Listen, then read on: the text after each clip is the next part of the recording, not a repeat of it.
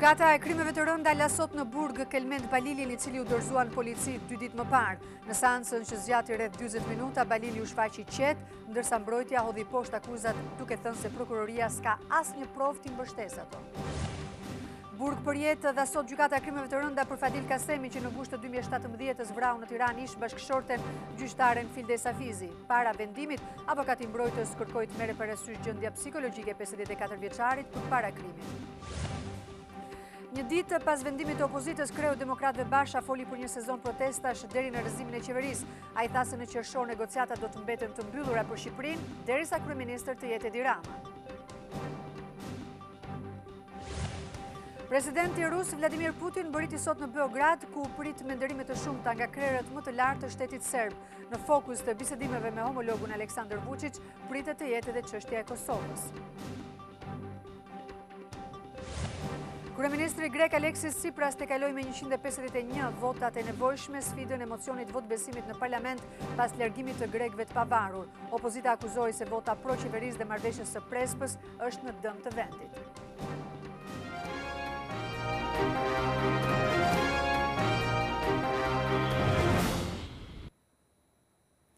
Ju përshëndes të gjithë dhe mirë se vini në TV Klan. Ky është edicioni lajmeve të orës 15:30 minuta. Gjykata e krimeve të rënda ka lënë sot në burg Kelmend Balilin, i cili u dorëzua në polici 2 ditë më parë. Në seancën që zgjati rreth 40 minuta, Balili është shfaqur i qetë, ndërkohë që avokati i mbrojtës ka hedhur poshtë akuzat duke thënë se prokuroria nuk ka asnjë provë për t'i mbështetur ato. Kelmend Balili është shfaqur i qetë në gjykatën e krimeve të rënda, aty ku u zhvillua seanca për verifikimin e masës së sigurisë arrest me burg, marrë në mungesë për të. Gjyqtarja Miljana Muça e ka lënë të pandryshuar masën për atë që mediat greke kanë cilësuar Eskobari i Ballkanit, duke qenë se edhe dosja tashmë është dërguar për gjykim nga prokuroria. Balili mësohet se në seancë ka mohuar akuzat, duke i sqaruar gjykatës se është i pafajshëm në lidhje me 4 veprat penale që rëndojnë mbi të.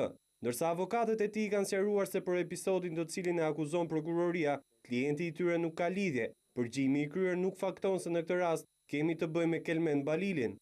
Prokuroria akuzon Balilin për trafik ndërkombëtar droge në kuadër të grupit të strukturuar kriminal, pjesëmarrje në këtë grup, mosdeklarim dhe fshehje pasurie si dhe pastrim parash. Brenda 8 ditëve gjykata e krimeve të rënda duhet të zhvillojë seancën paraprake për Kelmend Balilin për të vendosur nëse do të pranojë kërkesën e prokurorisë për ta gjykuar dosjen, apo ajo ka nevojë akoma të hetohet nga prokuroria. Balili u vetë dorëzua 2 ditë më parë në Sarand, pas më shumë se 2 vitesh arrati. Burg përjetë ka qenë dënimi që dha sot gjykata e krimeve të rënda për Fadil Kasemin, personin që në gusht të 2017 vrau në Tiranë ish bashkëshorten e tij gjyqtaren Fildes Hafizi. Përpara vendimit, avokati i mbrojtës ka kërkuar që gjykata të marrë parasysh gjendjen psikologjike të 54 vjeçarit përpara krimit, kërkesë e cila është hedhur poshtë.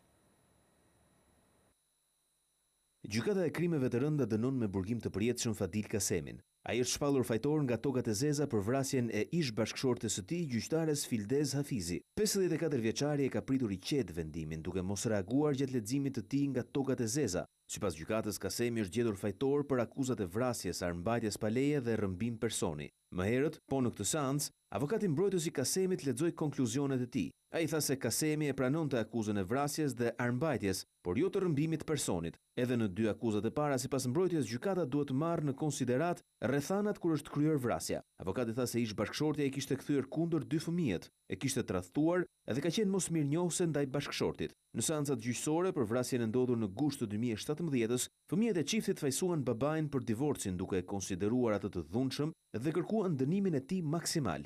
Procesi gjyqësor kaloi disa herë nga një gjykatë në tjetrën për çështje kompetencash. 39 vjeçaria u qellua me pistolet brenda makinës së saj nga Kasemi. Për shkak të kërcënimeve kishte siguruar edhe një urdhër mbrojtjeje, por kjo nuk e pengoi ish bashkëshortin të ndërmerrte krimin e rënd.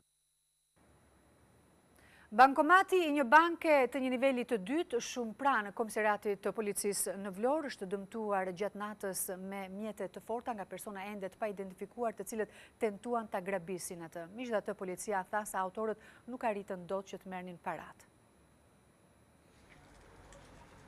Bankomati i një banke të nivelit të dytë është tentuar të grabitet gjatë natës në Vorë. Persona ende të pa identifikuar duke se kanë shfrytëzuar ndërtimet e pallatit ku ndodhet një bankë e nivelit të dytë dhe më pas kanë shqyer bankomatin e saj për të vjedhur një sasi lekësh. Ngjarja ka ndodhur rreth orës 4 të mëngjesit të sejntes, ndërsa banka ndodhet shumë pranë komisariatit të Vorrës. Mësohet se pas rënjes së alarmit kanë qenë rojet private që sinjalizuan policinë për rastin.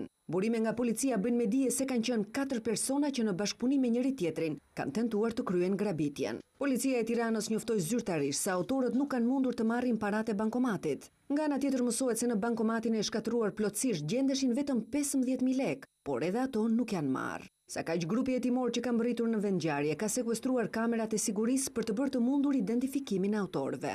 Vetëm pak ditë më parë, një bankomat i një banke të nivelit të dytë është tentuar të grabitet në bulevardin Blu në Kamës, ndërsa policia ende nuk ka mundur të identifikojë autorët.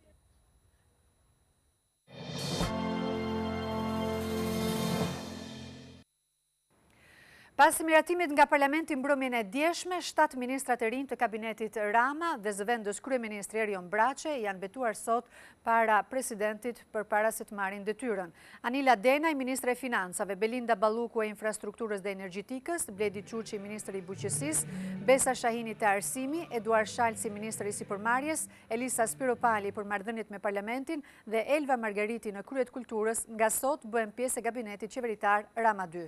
Ministrat e rinj në ceremoninë e betimit në presidencë janë shoqëruar nga sekretari i përgjithshëm i kryeministrit Anjola. Presidenti Meta ende nuk është shprehur me dekret për propozimin për shkarkimin e ministrit të jashtëm Ditmir Bushati dhe marrjen e kësaj detyre nga vetë kryeministri Edi Rama. Një ditë pas vendimit të opozitës, kryetari i Partisë Demokratike Lulzim Basha foli për një sezon protestash deri në rrëzimin e qeverisë. Ai tha se edhe pas qershorit negociatat e antarësimit me Bashkimin Evropian do të mbeten të mbyllura derisa kryeministër të jetë Edi Rama.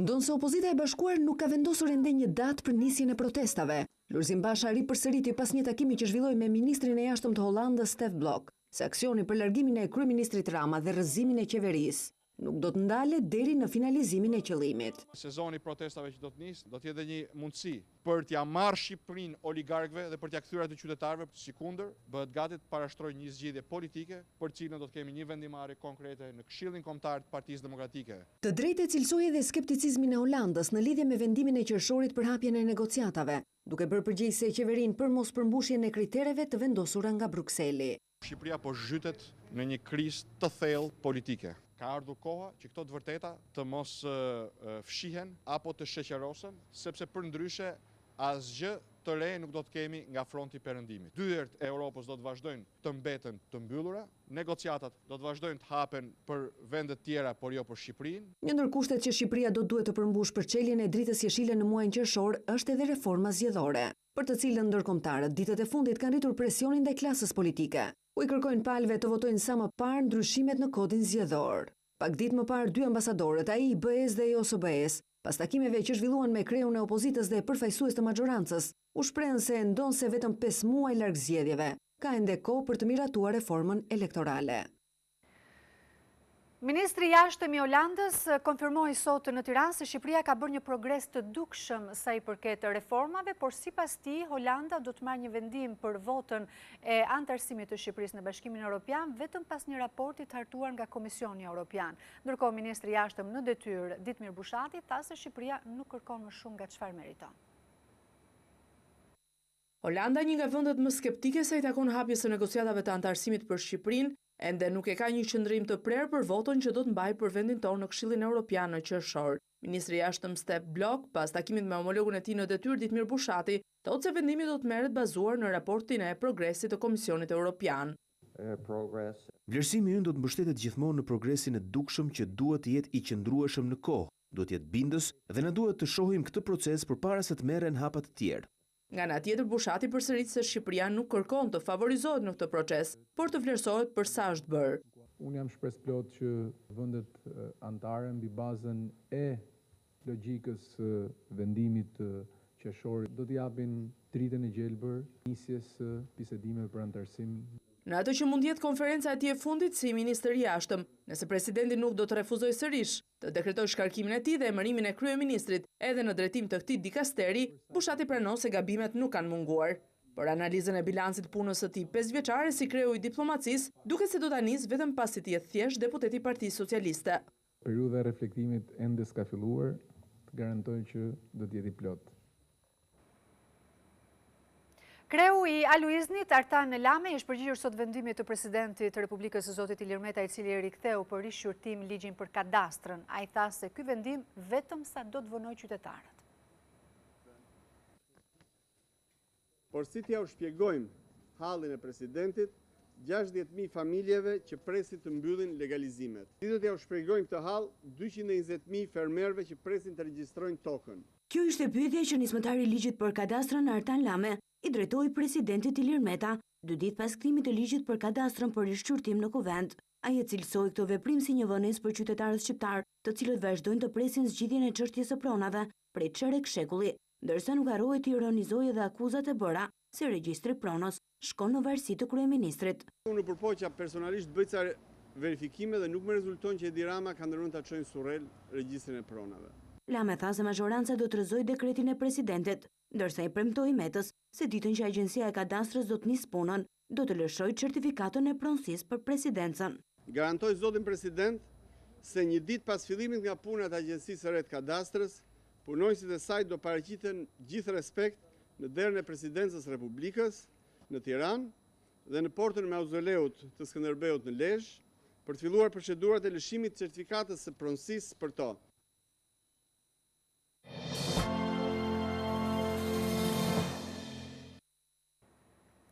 Një tjetër bank në tregun shqiptar është shitur. Banka ndërkombëtare tregtare, e cila është në pronësi të një kompanie nga Tanzania dhe Bangladeshi, është shitur pranë Union Bank, bankë nivelit të dytë me kapital shqiptar.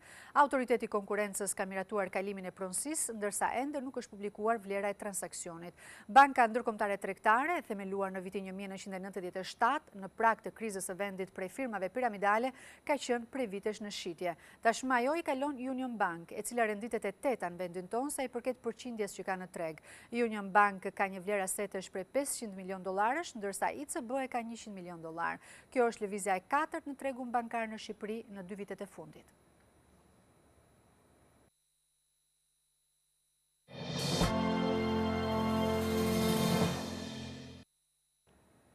Kanë hequr dorë nga ngujimi i studentët e ekonomikut, por sot ata kanë vendosur për bojkot total të mësimit, madje thonë se kanë marrë edhe mbështetjen e pedagogëve. Vijon përplasja me studentëve tek Politekniku dhe Fakulteti i Drejtësisë. Tashmë një pjesë e studentëve duan të rikthehen auditorëve për të zhvilluar orët e mësimit dhe për të përfunduar vitin akademik 2018-2019, ndërsa pjesa tjetër është pro ngujimit dhe bojkotit mësimit. Edhe studentët e gjuhëve të huaja kanë zhvilluar mësim, ndërsa tek Fakulteti Histori Filologjisë vijon bojkoti.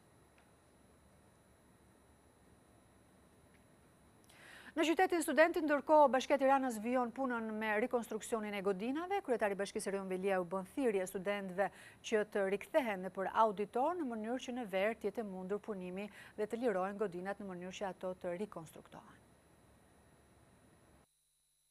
Edhe pse qendrat studentore kanë pak kohë që kanë kaluar në varësi të Bashkisë së Tiranës, puna për rikonstruksionin e tyre ka filluar. Kryebashkiaku i Tiranës Rion Velia inspektoi punimet për rikonstruksionin e konvikteve të vajzave dhe për përmirësimin e kushteve në godinat ku jetojnë djemtë në qytetin Studenti. Edhe me konviktet e djemve, po ecim siç kemi nisur me konviktet e vajzave. Ky është një konvikt ku po hyet me themel, fal bashkëpunimit me agjencinë TIKA, Agjencia Turke e Zhvillimit. Velia i bëri apel studentëve që t'i kthehen mësimit për t'i hapur rrugë gjatë verës vijimit të punës. Shpresoj shumë që studentët të reflektojnë në ato pak fakultete që nuk po zhvillohet mësim, të vetmit që humbasin nga vonesa dhe shtyrja e mësimit, janë vetë studentët që do rikthehen në të njëjtat dhoma siç i lanë. Kryebashkiaku i Tiranës po ashtu bëri thirrje kompanive që veprojnë në Tiranë dhe kanë mundësi financiare, t'i bashkohen nismës adoptojnë një konvikt për të krijuar studentëve kushte më të mira.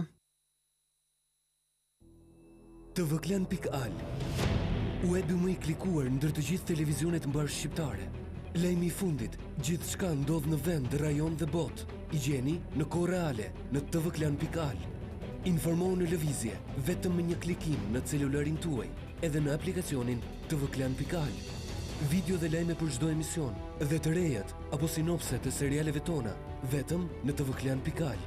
Besueshmëri, shpejtësi, cilësi dhe interaktivitet. Klan, televizioni mbar shqiptar më i ndjekur. Presidenti i Rusisë Vladimir Putin ka mbërritur sot në Beograd, ku është pritur me nderime të shumta nga autoritetet serbe. Në fokus të bisedimeve me homologun Aleksandar Vučić pritet të jetë edhe çështja e Kosovës. Këto janë momentet kur avioni i Vladimir Putinit mbërrin pranë aeroportit ndërkombëtar Nikola Tesla të Beogradit, i shoqëruar nga 2 avion të forcave ajrore serbe MiG-29, me të cilët vetë presidenti rus u kujdes verën e kaluar që të pajiste miqtë e tij në Ballkan. Shefi i Kremlinit mbërriti rreth orës 13 në kryeqytetin serb për të nisur vizitën e parë zyrtare pas më shumë se 4 vitesh. Vizita e parë ishte tek monumenti i çlirimtarëve të Beogradit në nderim të rënëve të luftës së dytë botërore. Putin dhe Vučić vendosën korora me lule. Agenda parashikon takime mes 2 presidentëve ku pjesë e diskutimeve do të jetë edhe Kosova, në nënshkrimin e një sër marrëveshjesh, ndër të cilat ajo për rindërtimin e sistemit hekurudhor të Serbisë, si dhe rritjen e bashkëpunimit në fushën e energjisë. Putin i ka sjellë Vučićit si medalje urdhrin më të lartë të Federatës Ruse. Beogradi është blinduar me 7.000 policë që mbikëqyrin masat e rrepta të sigurisë, ndërsa në kryeqytetin e vendit, që synon të jetë pjesë e familjes perëndimore, ka kudo simbole të miqësisë historike me Moskën. Për të marrë më shumë detaje nga vizita e presidentit të Rusisë Vladimir Putin në Beograd, do të lidhemi në këto momente me korespondentin ton Idro Seferi. Idro, të përshëndes, çfarë ndikimi pritet ketë kjo vizitë në negociatat mes Kosovës dhe Serbisë? Natyrisht që ndikimi kryesor, një nga 2 temat kryesore që do të diskutohen gjatë takimeve të presidentit Vladimir Putin me presidentin Aleksandar Vučić do të jetë çështja e Kosovës dhe ajo energjetike. Për Kosovën ndihet qëndrimi i Rusisë, por gjithsesi pritet të shihet nëse Rusia do të jetë pjesë e negociatave me Kosovën apo do të ngelen vetëm qëndrimet mbështetëse të Rusisë lidhur me gjetjen e një kompromisi për Kosovën. Natyrisht që gjithë Serbia dhe rajoni presin që të shohin nëse Rusia do të ketë vërtet një ide të tillë. Mirë, Idro, unë të falenderoj, ndërkohë do të kemi edhe lidhje të tjera mbas në edicionet në vijim për këtë vizitë rëndësishme të presidentit Putin në Beograd, ndërkohë zhvendosemi në Greqi, aty ku kryeministri Aleksis Tsipras i ka shpëtuar sfidës së mocionit të votbesimit pas largimit nga koalicioni i qeverisës të grekëve të pavarur. Gjithsesi, tashmë pritet që parlamentit nisë së shpejti edhe procedurat për marrëveshjen e Prespës me Maqedoninë. Entuziazmi pushtoi sallën e parlamentit grek pasi qeveria Tsipras u mbështet me 151 votat e nevojshme për të mbijetuar mocionit të votbesimit. Pa që rëndësishëm ishte edhe lajmi se nga Shkupi kishte mbërritur nota verbale me të cilën qeveria greke informohet mbi finalizimin e procesit të ndryshimeve kushtetuese, çka i hap rrugën nisjes së procedurave të miratimit të marrëveshjes së Prespës edhe në parlamentin grek. Nocioni i nacionalitet i referohet ekskluzivisht në shtetësisë dhe nuk përcakton kombësinë. Së dyti, gjua e fqinjve tanë, siç është e njohur nga konventi e OKB-s në 1977, i përket grupit të gjuhëve slavike të jugut. Tsipras bëri këtë sqarim pas lidhjes që krijohej opozitës. Mitsotakis i bëri votbesimit qeverisë me votimin e marrëveshjes së Prespës.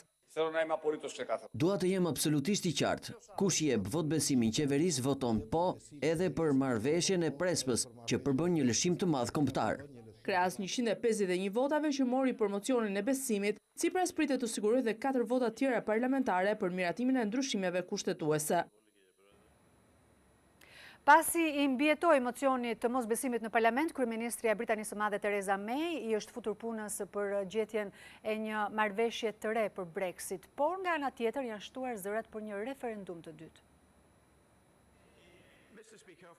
Politikanët britanik janë në nethet e gjetjes së një zgjidhjeje të shpejtë për çështjen Brexit, teksa mbeten shumë pak kohë për të shmangur daljen katastrofike pa marrëveshje nga Bashkimi Evropian. Si afat maksimal për votimin në parlament për çfarëdo marrëveshje të re që do të arrihet, është përcaktuar 29 janari. Kryeministria britanike Theresa May u ka bërë thirrje partive parlamentare për bisedime, por zërat që mbështesin një referendum të dytë që mund të anullojë daljen nga Unioni, po forcohen gjithnjë më shumë. Deri më tani 4 parti parlamentare kanë nënshkruar një peticion ku i bëhet thirrje kryeministres të mbështesë një referendum të dytë për Brexitin dhe të anullojë nenin 50 për të penguar vazhdimin e mëtejshëm të procesit të shkëputjes. Peticionin e kanë nënshkruar nacionalistët skocez, deputetët uelsian, liberal-demokratët dhe të gjelbrit. Të lëkundur janë edhe laboristët, të cilët zyrtarisht mbështesin një marrëveshje të re me Brukselin, por brenda tyre poshtohen zërat për qëndrim në Bashkimin Evropian.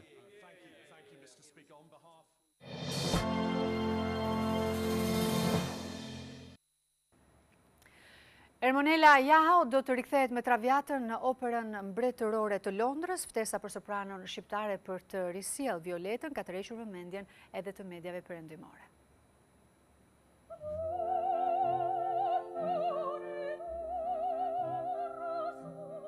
Jo vetëm me talentin në të kënduar, por edhe me aftësinë për të mishëruar plotësisht karakteret e saj, Ermonela Jaho do të luajë sërish La Traviatën e famshme të Verdit në operan mbretërore në Londër.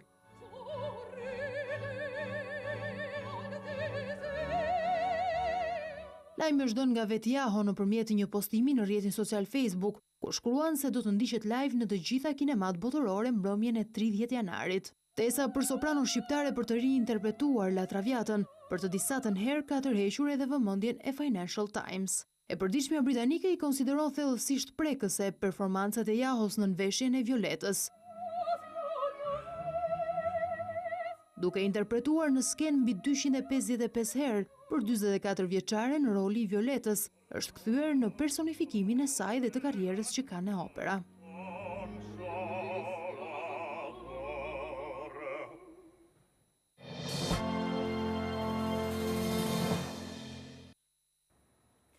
Mund të duket normale që në Japoni kamarierët janë zëvendësuar me robot, por e veçanta e këtij bari është se kësaj radhe robotët drejtohen në distancë nga persona me aftësitë kufizuara. Mbase nuk është hera e parë që një bar kafe në Japoni ka në stafin e saj robot, por në kafenen Down Verbi situata është shumë e veçantë. Aty të gjithë kamarierët janë robot, me gjatësi 120 cm dhe që lëvizin lirshëm duke shërbyer në tavolinat e lokalit. Por ajo që e bën akoma më special shërbimin e tyre, është fakti se robotët drejtohen në distancë nga njerëz të paralizuar apo me aftësitë kufizuara, kudo qofshin ata, në shtëpi, spitale apo institute të specializuara. Do me thënë, robotët nuk janë thjesht një makineri që flet nëpërmjet kodeve elektronike, por gjithçka ata komunikojnë me klientët, në fakt janë mendimet e personave që i drejtojnë.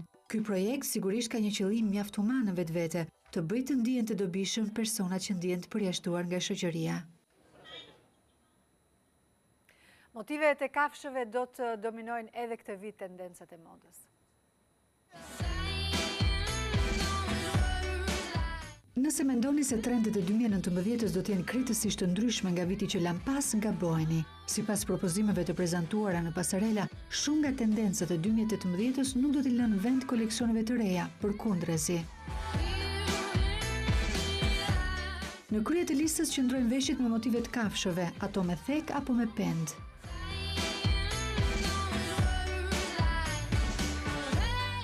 Nuk kanë humbur terren as lulet, për femrat dhe meshkuj, casual apo elegante, motivet shumë ngjyrshe të luleve do t'i kemi edhe këtë sezon. Gjinsi, pantallona, këmisha apo xhaketa, të gjitha të pranishme në pranverë 2019.